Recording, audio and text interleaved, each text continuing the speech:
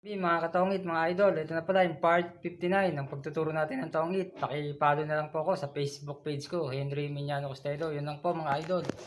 Mga idol, di na ako naglagay ng mga bara dito ha. Ito lang po ang sample natin ha. Base ito sa experience ko mga idol. Ang gagawin lang po natin mga idol, kung nakikita nyo to. Para lang to mga idol sa mga hindi pa nakakaalam. Kasi maraming nalilito rito mga idol no. Ito, alam ko ang iniisip nyo, idodrone nyo na kagad to no. Pero bago kayo mag-draw mga idol, antayin nyo muna yung tapon dito sa kabila, no? Kasi alanganin to, 8. Malay mo, may lumaban sa inyo.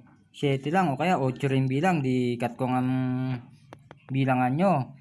Ngayon, pag nakatapon to, baka halimbawa, maitapon niya 8 diamond o 5 diamond, di makakaway kayo ng ganito, makakatongit kayo. Ganyan po mga idol, no? Kaya sana may natutunan kayo.